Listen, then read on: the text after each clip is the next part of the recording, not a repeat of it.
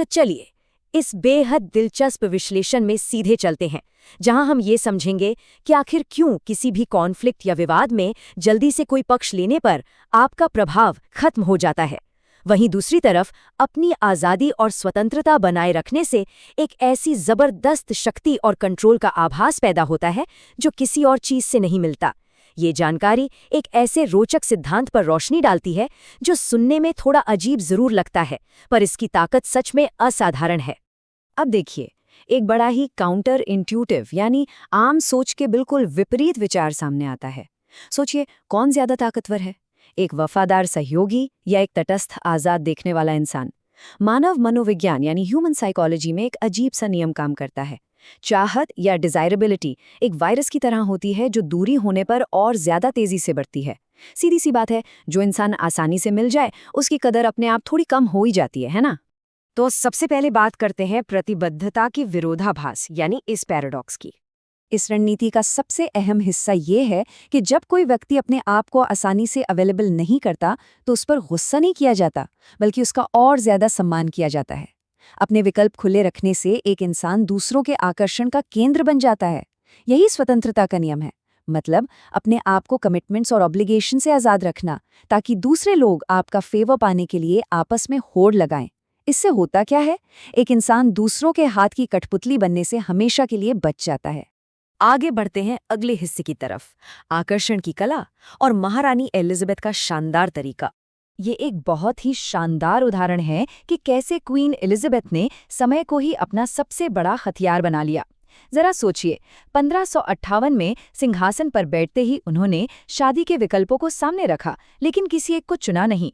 1566 में पार्लियामेंट ने उन्हें शादी करने पर बहुत जोर दिया, पर उन्होंने बड़ी ही विनम्रता से इसे टाल दिया। उन्होंने रॉयल फिजिशियन साइमन फॉरमन से लेकर कवि एडमंड स्पेंसर तक सबके दिलों में एक रहस्यमयी छवि बनाए रखी।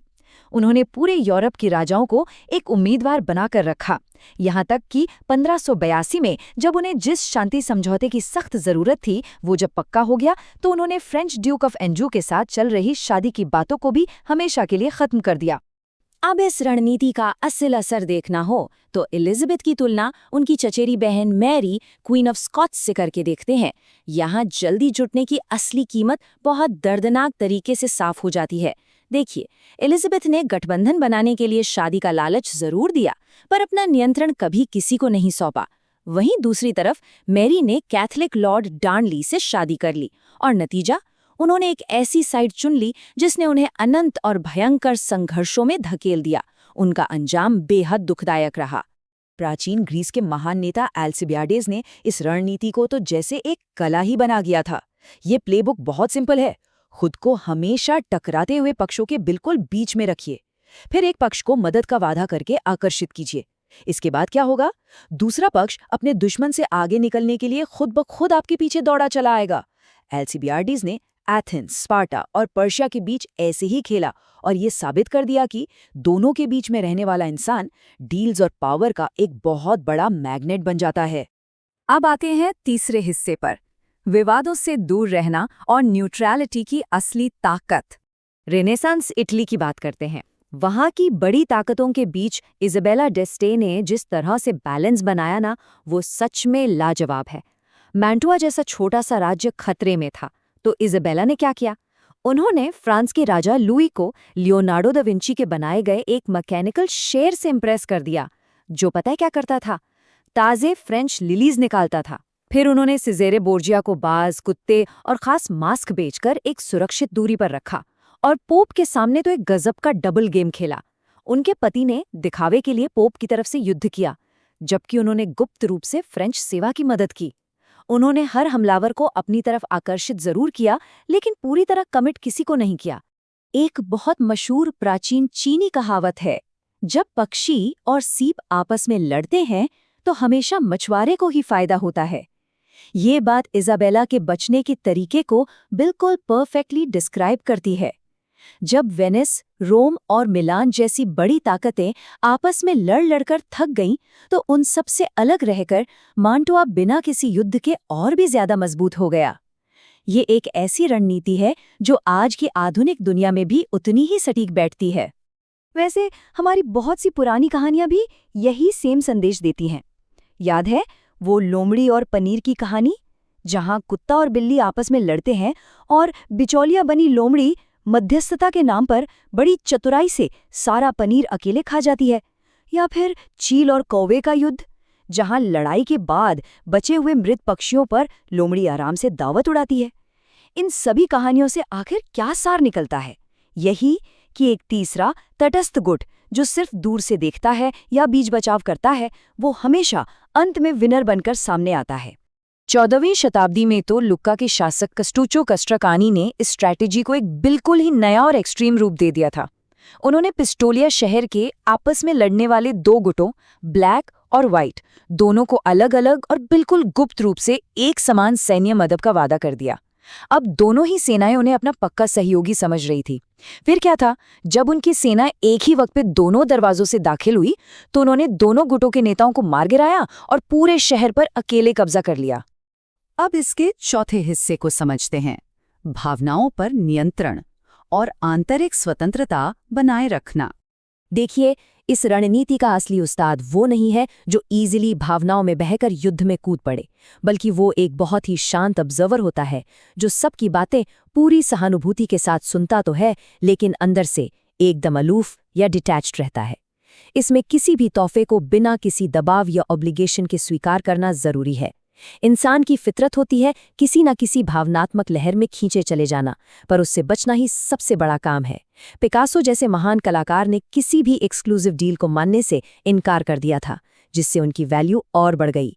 और ठीक वैसे ही जॉर्ज वॉशिंगटन ने शुरुआती विदेशी गठबंधनों से बचकर अमेरिका की आत्मनिर्भरता को दुनिया के सामने एक बहुत ही सॉलिड ताकत के रूप में पेश किया। तो चलिए अब साल 1968 के अमेरिका के राष्ट्रपति चुनाव पर एक एनालिटिकल नज़र डालते हैं। हेनरी किसिंजर ने इस आंतरिक भावनात्मक दूरी यानी इमोशनल डिटैचमेंट का एक बहुत ही सटीक उदाहरण पेश किया। उन्होंने एक ही वक्त पर रिचर्ड निक्सन और ह्यूबर्ट हम्फ्री दोनों की टीमों को पेरिस में चल रही वियतनाम शांति वार्ता की महत्वपूर्ण खुफिया जानकारी देना शुरू कर दिया था। दरअसल बात ये थी कि किसिंगर का दोनों में से किसी भी पक्ष में कोई सच्चा इंटरेस्ट था ही नहीं, और उनकी इसी कैलकुलेट की गई दूरी की वजह से वो उस पॉलिटिकल उथल-पुथल में भी बिल्कुल सुरक्षित रहे और दोनों उम्मीदवारों से बड़े उम्मीदवार बन गए। बाद में तो उन्होंने सिर्फ इसलिए चाइना की तरफ दोस्ती का हाथ बढ़ाया ताकि अकेले पड़ चुके सोवियत यूनियन में डर पैदा हो और वो मजबूर होकर टेबल पर बातचीत के लिए आ जाए। यहाँ बिल्कुल साफ होता है कि किसी गुट में शामिल हुए बिना खुद को एक अनिवार्य एसेट बना लेना ही सर्वाइवल और शक्ति की असली चाबी है। और 1830 की फ्रांस की क्रांति का ये किस्सा वाकई मज़ेदार है। जब महान स्टेट्समैन टैलीरैंड ने दंगों के दौरान घंटियों की आवाज़ सुनी तो उन्होंने बड़ी ही समझदारी से अपने एक साथी से कहा, आह घंटियां, हम जीत रहे हैं। और जब उनसे पूछा गया कि भाई हम आखिर हैं कौन, तो उन्होंने तुरंत कहा, चुप रहो, कौन जीता है और कौन सा गुट हमारा है ये कल बताया जाएगा। जल्दबाजी में कोई पक्ष चुन लेने से आपके पास समय और मनूवरेबिलिटी दोनों के विकल्प पूरी तरह से खत्म हो जाते हैं। आइए अब आखिरी हिस्से पर आते हैं, अलगाव की सीमाएं और इस रणनीति की बड़ी कमजोरियां। एक बहुत बड़ी वार्निंग है यहाँ पर। अगर ये डिस्टेंस या अलगाव कुछ ज्यादा ही लंबा खिंच जाए तो शक्ति का वो जो इल्यूजन बनाया था ना, वो पूरी तरह टूट जाता है। अगर बहुत ज्यादा लोगों या पार्टियों को आपस में लड़वाया जाए तो ध्यान रखिए, एक वक्त आएगा जब वो सब एक होकर विरोध करने लगेंगे। किसी को बहुत लंबा इंतजार करवाने से आकर्षण सीधे अविश्वास यानी डिस्ट्रस्ट में बदल जाता है। अगर सामने वाले को कमिटमेंट की कोई उम्मीद ही ना बचे तो ऑब्वियस सी बात है उसकी दिलचस्पी खत्म हो जाएगी। इसलिए कभी कभी दिखावे के लिए ही सही थोड़ा बहुत जुड़ना और विश्वास दिलाना जरूरी होता है, लेकिन हाँ, अपने पास वहां से निकलने का एक अनकहा रास्ता हमेशा खुला रहना चाहिए। तो इन सब ऐतिहासिक दांव-पेच और मनोवैज्ञानिक बातों को डीपली समझने के बाद हमारे सामने एक बहुत बड़ा सवाल खड़ा होता है, क्या सच्ची स्वतंत्रता सिर्फ एक स्वार्थी अकेलापन है, या फिर ये शतरंज जैसी रणनीतिक शक्ति का सबसे आखिरी और उच्च रूप है? अगर आधुनिक जीवन में प्रतिबद्धता और दूरी के इस बेहतरीन बैलेंस को ठीक से इस्तेमाल किया जाए तो पावर डायनामिक्स किस हद तक बदल सकते हैं? ये सच में एक ऐसी बात है जिसने हमें और ज़्यादा आगे जानने और सोचने पर मजबूर कर दिया है।